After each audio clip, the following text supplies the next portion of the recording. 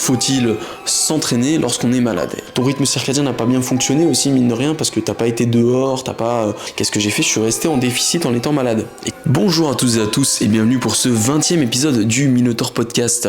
Aujourd'hui, comme tu l'as vu dans le titre, on va parler de la maladie. Quand on est malade en musculation, qu'est-ce qu'on doit faire? Est-ce qu'on doit s'entraîner? Est-ce qu'on doit récupérer, etc. On va voir un peu toutes les erreurs à éviter, tous les petits tips que je vais pouvoir te donner justement pour mieux récupérer et entre guillemets guérir plus vite et pouvoir reprendre au mieux à chaque fois ton entraînement au plus vite. Du coup, très heureux de te retrouver aujourd'hui pour ce nouvel épisode. Donc aujourd'hui, ça va être un épisode assez sympa. On va parler vraiment d'un sujet qui est important en ce moment dans le contexte dans lequel je sors cet épisode. Donc là, on est tout pile on est au mois d'octobre maintenant, on est début du mois d'octobre. Et c'est vrai qu'il y a énormément de gens qui sont malades en ce moment. On a tous eu un petit état grippal là ces derniers jours, etc. Tout le monde tombe un petit peu malade comme des mouches, honnêtement. C'est un truc de fou, que ce soit parmi mes coachés en ligne, etc., parmi mes connaissances dans la vraie vie, etc. Tout le monde a un petit truc en ce moment, il y a des gastro, il y a des grippes, etc. Enfin bref.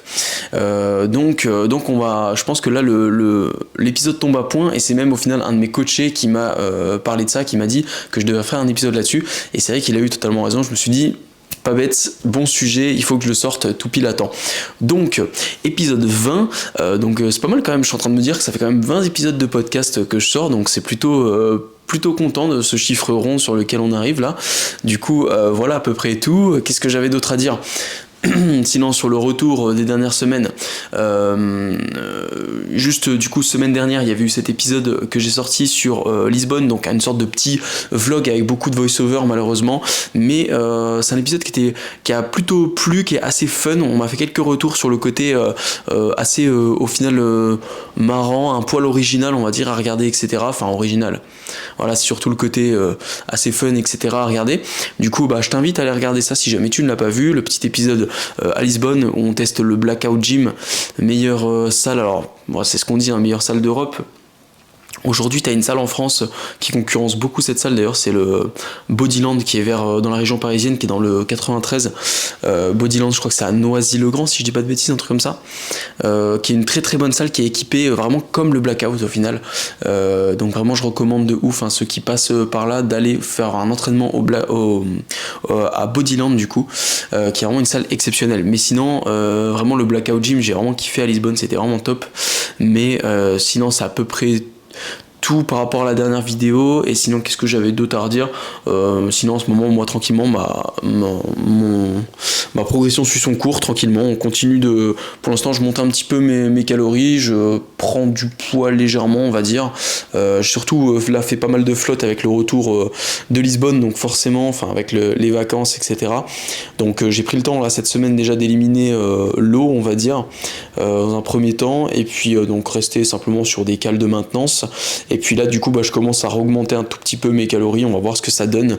J'ai vraiment l'impression en ce moment que mon corps il me demande des calories, je sais pas comment expliquer la chose, mais j'ai l'impression que j'ai pas suffisamment remonté mes calories en post-show et que je me suis trop freiné à faire des petites phases de sèche, à essayer de toujours me freiner là-dedans, et en fait ça m'a créé des petites frustrations et mine de rien j'ai l'impression que mon corps du coup il a pas encore totalement récupéré au final de tout ça, et que là je sens que pendant une petite période je vais monter un petit peu mes calories, je vais laisser mon corps reprendre un peu son niveau global on va dire, parce qu'après niveau musculaire j'ai bien repris, ça y a pas de souci, et même niveau force par contre je suis très fort à l'entraînement en ce moment, il y a vraiment aucun problème là-dessus.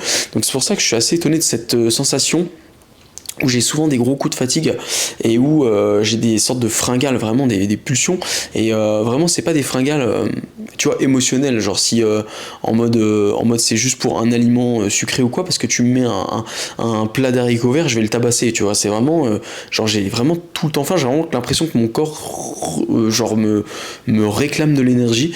Donc je me suis dit là pendant quelques semaines j'allais monter un petit peu mes cales, voir un peu ce que ça donne, et peut-être que je ferais une petite mini cut, une petite coupure je pense courant novembre, un truc comme ça, j'imagine, quelque chose dans le genre, histoire de contrebalancer les excès des fêtes par la suite, on va voir. En tout cas on verra bien. En tout cas voilà à peu près tout, et sinon on va pouvoir attaquer directement le sujet de l'épisode avec le premier point. Donc le premier point, c'était déjà de faire une récapitulation, on va dire, de qu'est-ce qui se passe dans ton corps quand tu es malade en fonction des différentes maladies courantes qu'on va retrouver, on va dire. Donc, le petit café comme d'habitude, bien évidemment. Donc, lorsqu'on est malade, on va avoir différentes réactions dans le corps, tu vois. Donc, en fonction des maladies, on va dire, tu vas souvent avoir cet effet qui est la fièvre. La fièvre, qu'est-ce que c'est ? C'est une régulation de ton corps, enfin, on va dire plutôt une mauvaise régulation, ou plutôt une réaction que ton corps va faire suite du coup à une infection bactérienne, etc., etc. Tu vois, il y a plusieurs raisons d'avoir du coup de la fièvre, mais du coup ce qui se passe c'est que ton corps il est simplement en train de lutter contre du coup on va dire de la chaleur directement, on va dire plus ou moins, et faut savoir qu'en fait le corps crame de l'énergie par sa thermorégulation, il en crame énormément par la thermorégulation. Vous le savez, on en parle souvent quand on parle de la thermogénèse des aliments, quand on parle aussi des lois de la thermodynamique qui sont tout simplement la balance énergétique, hein, les calories ingérées, les calories dépensées, et du coup on a aussi tout simplement en fait dans tout ça on a ce qu'on va appeler tout simplement la thermorégulation, qui est quand tu as froid tu vas trembloter et tu vas te réchauffer, on va dire, quand tu as chaud tu vas transpirer, etc. Et la thermorégulation, surtout dans le contexte où on va du coup chercher à avoir chaud, donc quand on va trembloter, quand on va claquer des dents, etc. Enfin bref, tu vois, quand tu as froid, tout simplement, eh bien, c'est ce qui va cramer le plus d'énergie, tu vois. Et donc, quand tu as ne serait-ce que 38 de fièvre, genre juste une petite fièvre sur toute la journée, il faut se rendre compte que du coup ton métabolisme de base, il va être augmenté par ça. Parce que tout simplement toute la journée tu vas te réchauffer, tu vas trembloter un petit peu, etc. etc. Donc c'est important à prendre en compte ça, sur le fait, on viendra un petit peu après, mais du coup c'est important à prendre en compte sur le fait que du coup tu vas consommer un peu plus d'énergie. Ensuite, ce qui est assez fréquent aussi quand on est malade, c'est d'avoir une baisse d'appétit et parfois d'avoir aussi du coup des problèmes de digestion. On va revenir sur vraiment les facteurs un petit peu quand on a une gastro, etc. Un peu les trucs communs. En général, on a vraiment deux grands types, on va dire, quand on est malade de manière classique, hein. Je parle vraiment des maladies saisonnières, on va dire. Tu as toujours ce côté, genre, soit un petit peu état grippal, donc avec de la fièvre, avoir froid, etc. Parfois des gros maux de tête ou voilà, une grosse fatigue au niveau crânien, on va dire. Et tu as aussi du coup cet aspect, ce deuxième versant, on va dire, où ça va plutôt être tout ce qui va être des problèmes plutôt digestifs, on va dire. Beaucoup de mal du coup à manger parce que voilà, des nausées, etc. Donc voilà, je te fais pas de dessin, hein, évidemment. Donc ça c'est assez compliqué pour le coup parce que voilà, là c'est ton corps qui a du mal tout simplement, qui a suite à une bactérie ou une infection on pourrait dire, va du coup avoir du mal tout simplement à assimiler ta nourriture et du coup va même la rejeter, voilà, par devant, par derrière, c'est comme tu veux, hein, ça on va pas faire de dessin, mais voilà, forcément celui-ci, ce cas-là, est toujours un peu plus complexe, j'aurais tendance à dire, parce que peu importe son intensité, il va vraiment te pénaliser pour pouvoir récupérer et t'entraîner. Donc, on voit, là on a vu un petit peu les deux grandes réactions, on va dire, que le corps va faire, hein. On a aussi bien sûr le fait d'être enrhumé, d'avoir mal à la gorge, etc., qui peuvent aussi avoir un impact sur ta récupération et sur ta performance. Quand on a mal à la gorge, on peut avoir du mal à manger. Quand on est enrhumé, on peut avoir du mal à respirer, donc ça peut être compliqué de s'entraîner intensément, etc., par exemple. Donc toutes ces choses-là sont signes que ça va être un petit peu compliqué, on va dire, niveau récupération et niveau performance. Donc à partir de quel stade j'aurais tendance à conseiller de ne pas s'entraîner ? Tu vois, ça c'est déjà un premier point. J'aurais tendance à dire que, ou plutôt, on va plutôt récapituler un petit peu, retourner un petit peu en arrière, j'ai envie de dire. Faut-il s'entraîner lorsqu'on est malade ? Et bien là, on va voir qu'il y a différents stades, on va dire, de maladie, de niveau, d'infection, etc., qui vont faire que oui ou non, tu vas pouvoir t'entraîner. Et oui ou non, est-ce que ça va être judicieux ? Alors, de manière générale, disons-le, ça sera jamais très judicieux de s'entraîner quand on va être diminué, tu vois. C'est-à-dire que si tu as moins d'énergie, etc., t'entraîner, forcément, tu feras pas ta meilleure séance. Pour autant, moi mon point de vue c'est que c'est toujours bien de pouvoir maintenir l'entraînement si on peut le faire, et pas forcément, oui on va peut-être pas augmenter de 10 kilos chacune de ses perfs, mais ça reste intéressant pour éviter justement d'avoir trop de baisse de perf déjà par la suite, parce que quand on a une semaine d'arrêt, quand on reprend, mine de rien on a une semaine de reprise, tu vois, alors que quand on a juste 2 entraînements qui sautent et qu'on a réussi à en maintenir un minimum, quand on reprend il n'y a aucun souci, tu vois. Donc ça évite de perdre plus de temps que ça sur le long terme, tu vois, de juste ne serait-ce que s'entraîner un petit peu, même si c'est une intensité un petit peu réduite. Et puis dans certains cas, ça peut éviter aussi un petit peu trop de perte de muscle, de catabolisme. Donc moi je trouve que c'est toujours intéressant si on peut pouvoir continuer à s'entraîner un minimum, on va dire.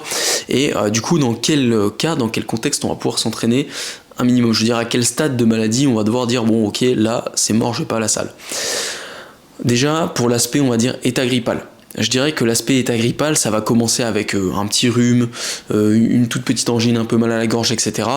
Voilà, clairement, si tu vas pas à la salle alors que tu as juste ça, on va dire, que juste tu te sens un petit peu fatigué, un petit peu faiblard, etc. Honnêtement, voilà, genre tu peux aller à la salle dans ce genre de contexte, on va pas se mentir.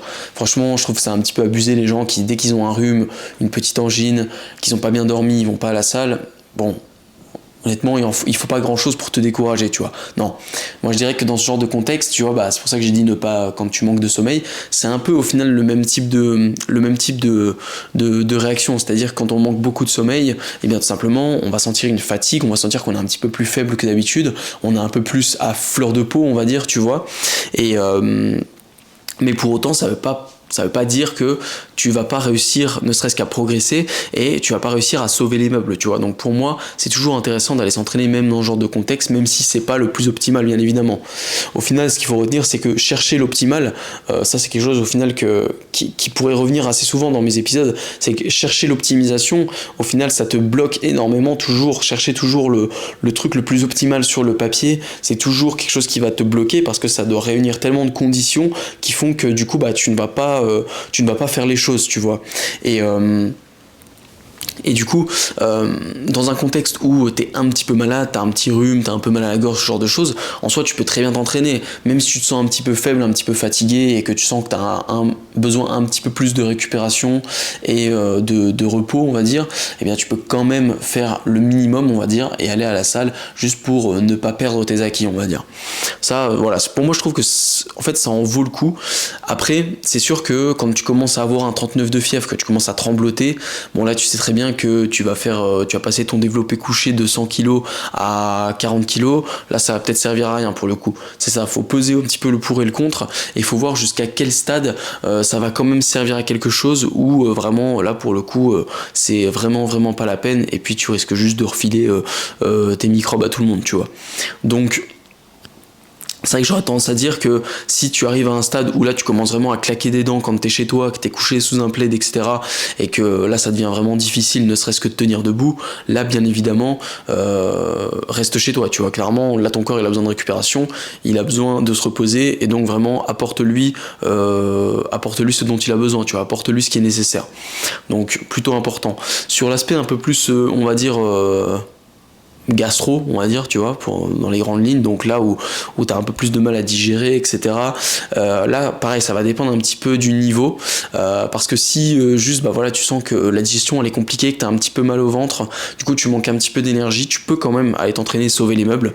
Par contre, là c'est pareil, si vraiment dès que tu manges tu vomis, ou voilà tu dois courir aux toilettes, tu vois, clairement c'est pas la peine, parce que déjà ton corps n'aura pas les nutriments nécessaires, c'est à dire que là clairement tu vas être en déficit calorique plus, tu vois, donc honnêtement ça servira pas à grand chose. Et puis en plus de ça voilà, tu vois, l'inconfort, je veux dire, si t'es à deux doigts je vais pas te faire un dessin dessus, et que t'es en pleine série de squats, tu vois, vraiment voilà quoi, on va éviter l'accident à la salle qui ferait que tu ne voudrais plus jamais y remettre les pieds, clairement.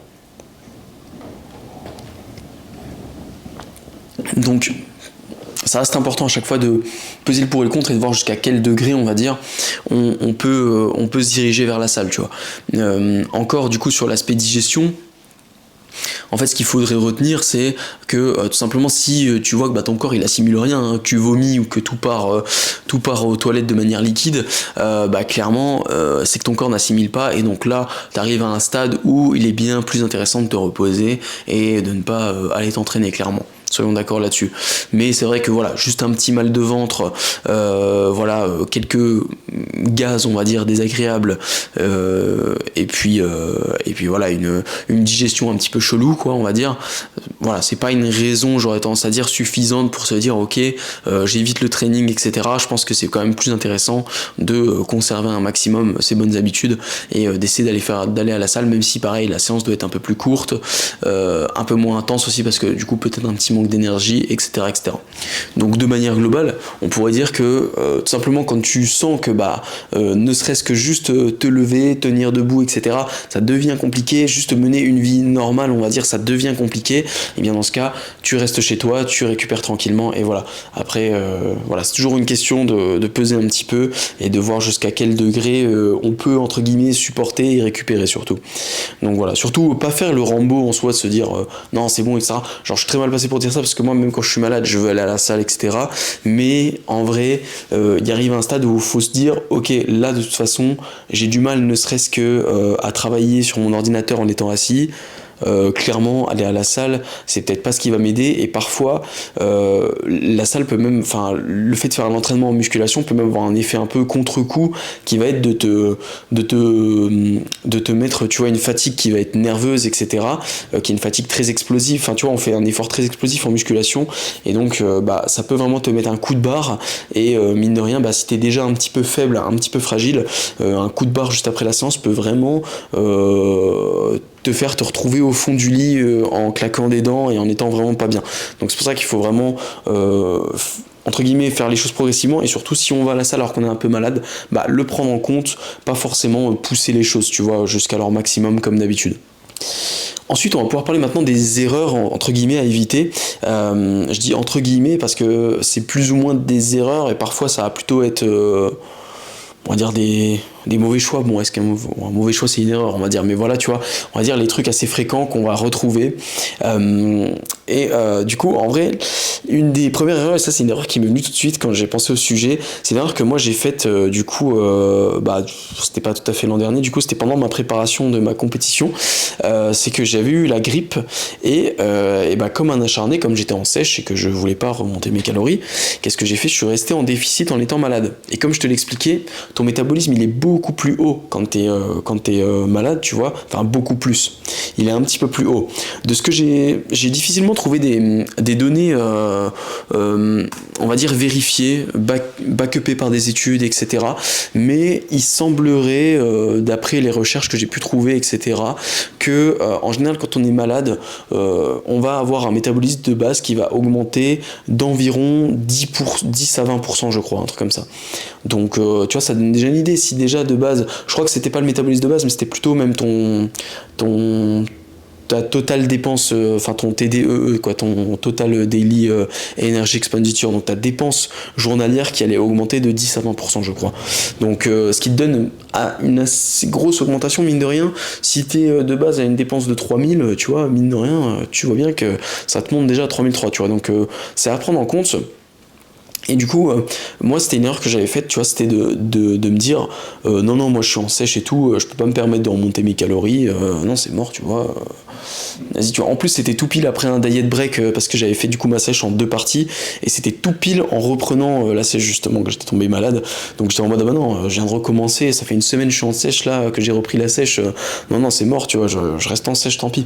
Et en fait c'était terrible, parce que du coup, même après en étant plus malade techniquement, en n'ayant plus les symptômes grippaux, et en fait j'étais HS, j'étais vraiment KO, et ça a duré vraiment 4 semaines jusqu'à ce que je craque et que je dise ok, pendant une semaine je remonte mes cales, et ensuite ça a été très bien, tu vois. Donc vraiment j'ai perdu 4 semaines à cause de ça. Donc vraiment ne faites pas la même erreur. Si vous êtes malade et que vous êtes en déficit calorique, ne restez pas en déficit calorique, mangez le plus possible, sachant que quand on est malade en général on a moins d'appétit, suivant la maladie qu'on a, etc., on peut plus ou moins manger. Là j'avais la chance en plus de ça d'avoir quand même un petit peu d'appétit, j'en avais moins, mais j'aurais pu manger, je pouvais manger 3000 calories facile quand même, tu vois, honnêtement, voilà, moi à moins d'avoir vraiment la gastro, je peux vraiment manger sans problème tout le temps, tu vois, il n'y a pas de souci. Donc j'ai été très bête de me cantonner à ça, surtout que par contre, tu vois, j'arrivais pas à tenir ma dépense. J'avais une dépense, je devais monter du coup à 18 000 pas par jour, je crois. Et j'en faisais 4000, mec, c'était pas possible, je tenais pas debout. Genre, c'était impossible, je tenais pas debout. Je me baladais dans mon appartement en m'accrochant de meuble en meuble, tu vois. Genre, c'était une folie. Et le mec se mettait quand même en déficit, tu vois. Genre, donc je me suis dit, enfin, contre-coup, maintenant, aujourd'hui, je me dis, mec, j'ai été complètement débile, tu vois. Genre, c'est fou d'avoir fait ça, tu vois. Je me dis, mais ça a aucun sens, tu vois. Même là, tu réfléchis logiquement, tu te doutes bien que si ton corps il est pas capable de te mettre debout et de marcher tranquillement sans tomber, bah, c'est qu'à mon avis, tu vas pas prendre de fat, tu vois, clairement. Donc bref, donc voilà, faire très attention à ça. Je pense que vraiment ça c'est une erreur qui peut être assez fréquente chez les gens qui veulent perdre du poids. Donc vraiment à éviter de rester en déficit quand on est malade. Ensuite, je pense que le deuxième point, du coup, dans le même style, ça va être le NEAT, tout simplement, de vouloir maintenir la même dépense énergétique journalière. Donc, encore plus si t'es vraiment matrixé et que tu te dis, bah vas-y, là en plus je m'entraîne pas, du coup, je vais faire 4000 pas de plus, tu vois. Bah mec, en vrai c'est peut-être pas le plus logique, tu vois, non. Et au final c'est le même principe qu'avec le déficit calorique, c'est qu'il faut laisser ton corps se reposer un maximum, tu vois, lui donner le plus de clés possible pour s'en sortir, on va dire, entre guillemets. Donc forcément t'infliger un NEAT, une dépense cardio ou autre, tout aussi élevé que d'habitude, ou même plus élevé si t'es matrixé, quoi, on va dire, bah clairement c'est une très mauvaise idée, parce que qu'est-ce qui va se passer? Pareil, tu vas puiser encore plus dans tes batteries, et tu vas récupérer encore moins vite. Au final, ce qui est important, c'est de se dire que on veut donner toutes les clés à notre corps pour pouvoir du coup combattre le plus vite possible cette maladie, quitte à ce que ça ralentisse un petit peu nos objectifs. C'est-à-dire que pendant 3 jours, tu vas pas être sur ton surplus calorique. Pendant 3 jours, tu vas pas faire ton déficit calorique. Pendant 3 jours, tu vas pas faire ta dépense. Ok, mais au final, c'est mieux de perdre 3 jours que de tirer sur la corde pendant une semaine et du coup ta maladie elle dure plus longtemps et ensuite tu mets plusieurs semaines comme moi je l'ai eu à récupérer vraiment pleinement, tu vois. Donc ça c'est vraiment au final quand tu regardes contre-productif. Donc vaut mieux entre guillemets essayer de récupérer à fond pendant 3 jours et au pire tu te dis bon bah si t'étais en déficit ça te fait un petit diet break. Si t'étais en surplus et que tu te gavais etc et que tu mangeais énormément et que là t'arrives pas à manger autant, au pire pareil ça te fait un petit diet break sur le fait de devoir t'enfiler des moins grosses quantités de nourriture si c'était difficile pour toi, etc. Donc prenez le peu de positif qu'il y a dans ce négatif, on va dire, et on essaie de s'en tirer un maximum au mieux, on va dire. Une autre erreur aussi, ça va être de ne pas privilégier, on va dire, sa récupération en premier, tu vois. Vaut mieux, du coup, que tu te laisses énormément de temps pour faire des siestes, pour te reposer, être le plus possible, tu vois, si tu travailles, si comme moi, par exemple, tu vois, moi, je peux travailler assis, comme je peux travailler sur mon bureau debout en marchant, ou même sans marcher, en étant juste debout, voilà, essayer de privilégier un maximum les tâches de manière à ce qu'elles soient les moins fatigantes possibles, tu vois. Donc, si tu fais... je sais pas moi, la vaisselle, le ménage, etc. Si tu travailles, essaye de le faire de la manière la plus confortable possible qui te pénalise le moins niveau énergie, tu vois. Alors, instinctivement, c'est déjà ce qu'on fait de manière générale en réalité, sauf pour le NEAT ou je ne sais quoi, quand on en a conscience, mais de manière inconsciente, c'est déjà ce qu'on fait de manière générale, mais voilà, faire attention à ça, tu vois, prendre le temps de se poser pour manger, cuisiner des plats qui vont pas être trop longs à cuisiner ou qui vont être simples, etc. Tu vois, enfin que des trucs qui vont pas te demander énormément d'énergie, que ce soit mentale ou physique, ce qui te permettra de mieux récupérer mine de rien.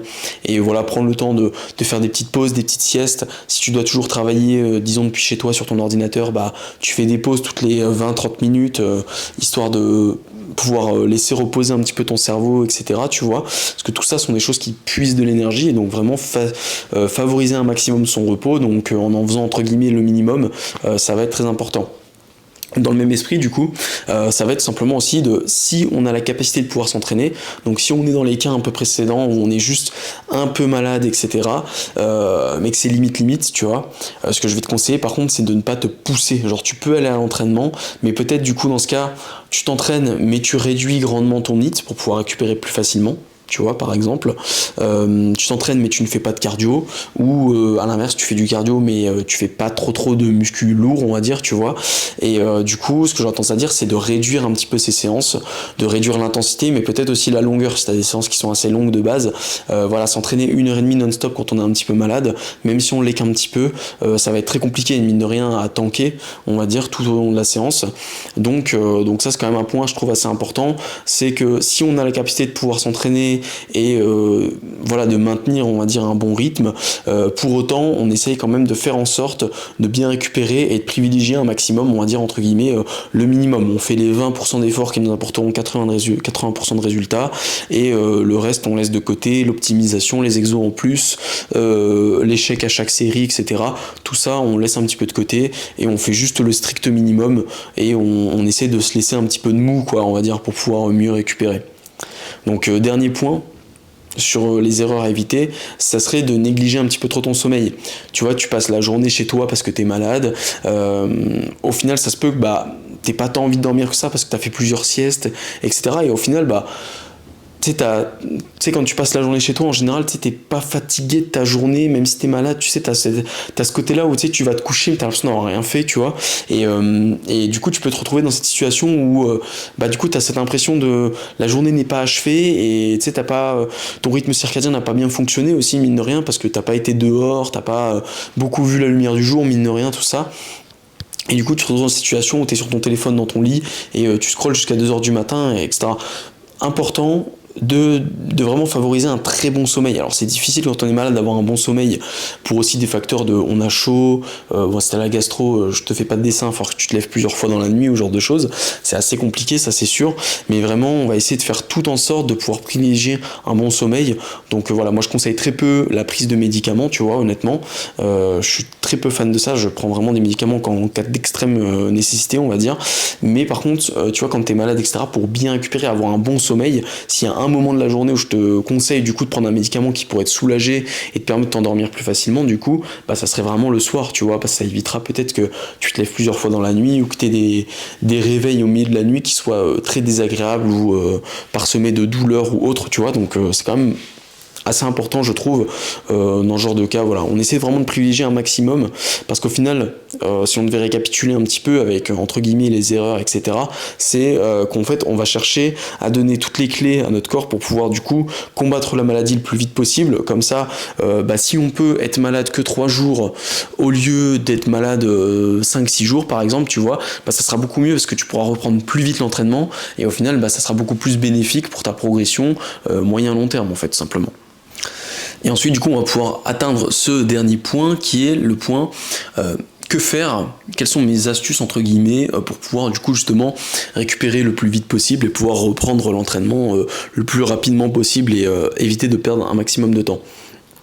Donc forcément on a quelques points qu'on a déjà abordés du coup sur les différentes parties précédentes, mais déjà dans un premier temps, ce que j'aurais tendance à dire, c'est mange le plus possible. C'est-à-dire que si tu as la gastro, bien évidemment, tu vas pas pouvoir manger énormément, mais pour autant tu peux essayer de consommer des calories liquides, par exemple, tu vois, consommer pas mal de calories liquides, ça va peut-être te permettre justement de récupérer beaucoup plus vite, beaucoup mieux, parce que tu vas pouvoir apporter des nutriments à ton corps sans pour autant que ce soit quelque chose de difficile à digérer, qui ne passe pas, tu vois. En général, quand on a la gastro, des calories liquides, ça passe. Si je t'envoie pas 1 litre d'un coup, normalement ça passe, tu vois. Donc tu y vas progressivement et t'essayes au cours de la journée de t'alimenter de cette manière-là, on va dire, avec des jus de fruits, des soupes, pourquoi pas des shakers de protéines en soi. Après, la protéine c'est un peu plus dur à digérer, on va dire, surtout vu que c'est du lait, on va dire, en général c'est un peu plus dur quand on a la gastro, mais voilà, tu vois, t'essayes de donner tout ce que tu peux, on va dire, à ton corps, tout ce qui peut passer.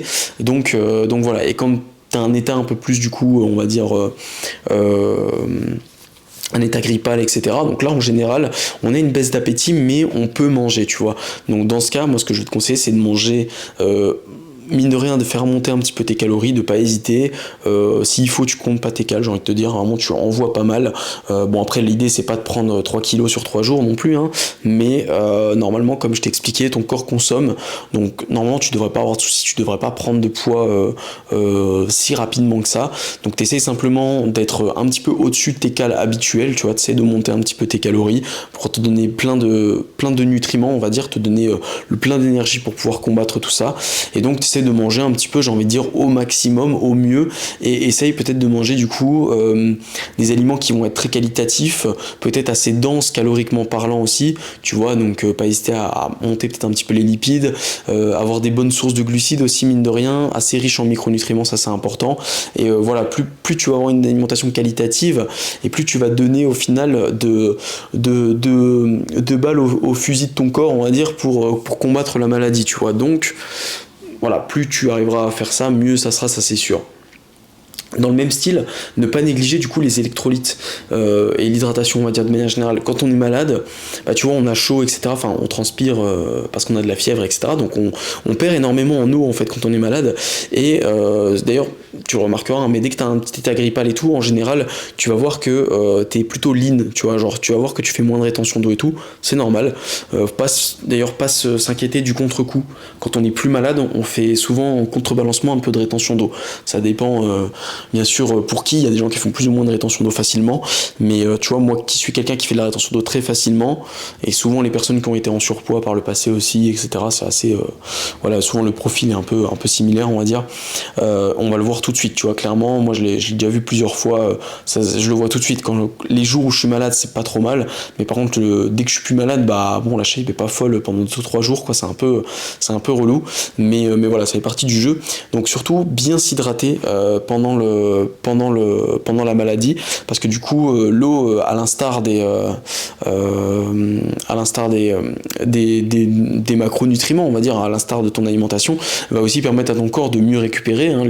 L'hydratation pour la récupération, voilà, pas besoin de le rappeler, j'ai envie de dire, mais par contre n'oublie pas les électrolytes, parce que du coup comme tu transpires au final beaucoup tout au long de ta journée, ce qui va se passer c'est que tu vas aussi beaucoup manquer d'électrolytes, donc c'est-à-dire sel, potassium, magnésium, ça c'est hyper important, vraiment se complémenter sur ces électrolytes là, ça va vraiment aider à récupérer beaucoup plus vite, et même en post-maladie on va dire tu récupéreras plus vite. Et puis il y a aussi l'aspect on va dire complémentation de manière générale, tout ce qui peut être du coup vitamine D, le zinc, etc., qui sont des boosters de système immunitaire entre guillemets, tu vois, ça va être très intéressant aussi forcément, parce que du coup plus ton système immunitaire va être backupé on va dire par des compléments, par des nutriments on va dire, plus il va pouvoir être efficace pour lutter contre la maladie, etc. Donc bien évidemment très important. Donc là tu vois clairement quand on est dans des périodes comme ça où on commence à avoir comme à chaque saison, dès qu'on arrive en automne, enfin souvent c'est dès les changements de saison, etc., le corps il est beaucoup plus à même de tomber malade, et donc on a souvent beaucoup de maladies sur les périodes automnales et hivernales, ce qui est normal. Eh bien, moi là ce que je vais te conseiller du coup c'est peut-être de commencer peut-être à te complémenter si tu ne le fais pas en vitamine D, pourquoi pas si tu manques de sommeil, la vitamine C ça peut être intéressant aussi, surtout si tu manges peu de fruits etc, enfin tu vois, voilà quoi, on est toujours, c'est difficile d'être impeccable là-dessus. Zinc, magnésium, très important, honnêtement le combo vitamine D, zinc, magnésium, je trouve qu'il est vachement intéressant du coup pour lutter l'hiver contre les maladies, et pourquoi pas même aussi il y a des plantes entre guillemets qui aident beaucoup du coup à booster le système immunitaire, et là je pense au tribulus. Tribulus ça a souvent été vendu comme un booster de testo, mais le tribulus il aide à booster le système immunitaire, c'est surtout ça en réalité, parce que booster de testo c'est bullshit honnêtement, n'achète pas ça pour ça, mais par contre pour booster ton système immunitaire en complément à la rigueur de la vitamine D, le zinc, le magnésium, honnêtement ça peut être vachement intéressant, donc pourquoi pas tu vois se complémenter sur ce genre de choses. Dans le même genre il y a l'ashwagandha, mais je crois pas que l'ashwagandha il y ait une vertu vraiment de boost, je crois pas qu'il y ait une vertu de boost immunitaire au final sur l'ashwagandha pour le coup. C'est plutôt l'aspect déstressant qui peut faire que parce que le stress crée une fatigue dans le corps qui fait que via le stress tu peux tomber malade, tu vois, donc ça peut être intéressant, mais je pense que ça restera quand même moins intéressant pour booster le système immunitaire que le tribulus, tu vois. Du coup, voilà, donc une alimentation bien riche, ça c'est important. Et puis enfin, en dernier point, ça serait tout simplement, comme je l'ai dit tout à l'heure, d'éviter toute fatigue et source de stress inutile. Donc ça, c'est quand même assez important, mine de rien. J'insiste en fait sur le côté surtout source de stress, parce que forcément la fatigue inutile, on s'en doute, tu vois, j'ai envie de te dire, bon, on va éviter, on va diminuer un peu son HIIT, on va éviter justement d'être debout si on peut être assis, etc. Voilà, tu vois, on essaie de bien se reposer, mais c'est quand même assez important, c'est le côté fatigue mentale, les sources de stress, mine de rien, ça joue beaucoup. Tu l'auras remarqué quand tu vis des journées qui sont très stressantes, où tu te prends beaucoup la tête, sans forcément avoir eu un nombre de pas excessif ou avoir eu une fatigue physique excessive, bah, tu vas te sentir très fatigué et voilà, tu vas bien dormir, entre guillemets. Et bien en fait, simplement parce que le stress, tout ce qui va être entre guillemets la charge mentale, on pourrait dire, sont des choses en fait qui consomment de l'énergie, parce que ton cerveau, comme tout organe, comme tout muscle, il consomme de l'énergie. Et du coup, bah forcément, et puis ça indique aussi, voilà, le stress avec le cortisol, etc., indique aussi des régulations au niveau hormonaux qui vont, des régulations au niveau hormonal plutôt, oui.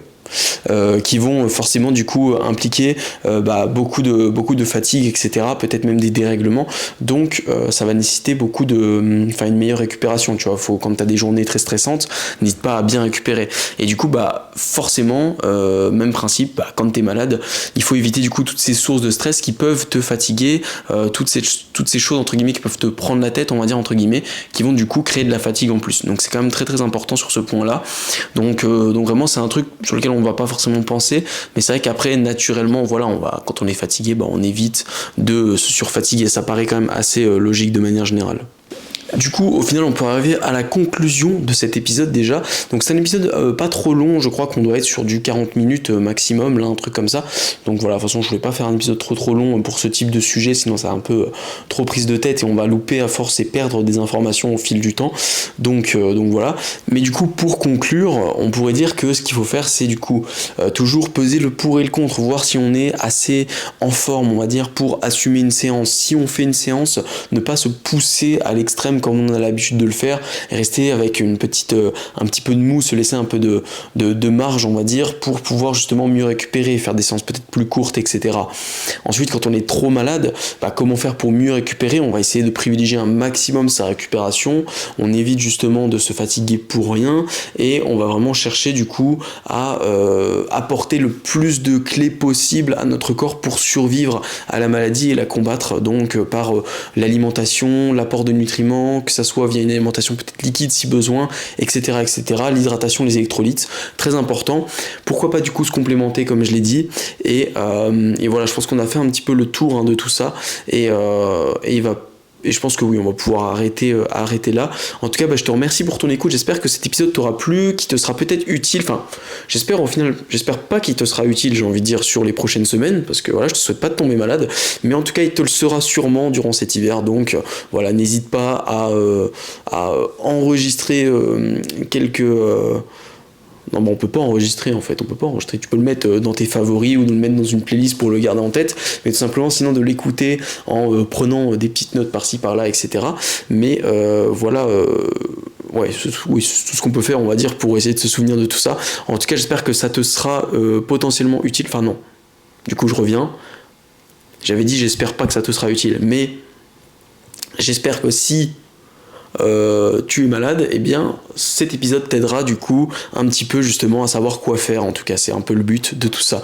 Donc voilà, j'espère que cet épisode t'a plu. Comme d'habitude, s'il t'a plu, et bien n'oublie pas du coup de mettre le like, le commentaire, de t'abonner aussi, que ce soit au compte Spotify ou à la chaîne YouTube si tu le regardes sur YouTube, et aussi du coup, ça c'est des choses que je suis censé dire au début d'ailleurs, mais n'oublie pas le code NMA-Minotaur sur Nutrimus pour tes compléments alimentaires. N'oublie pas également du coup que si tu souhaites un programme ou être suivi avec vraiment une personnalisation au maximum, avoir quelque chose de bien adapté à ton profil et être suivi intelligemment sur la diète, sur le training, etc., et bien n'hésite pas à me contacter. Tu as le lien qui est dans la description, dans ma bio, etc., qui te permet d'avoir accès à mon formulaire de contact pour le coaching en ligne, et Tout simplement, tu m'écris et puis on n'a plus qu'à à communiquer ensemble. On se fait un petit appel, on voit un petit peu ton profil ensemble, totalement gratuitement, bien évidemment, sur ce point-là, et on voit comment je peux t'aider au mieux.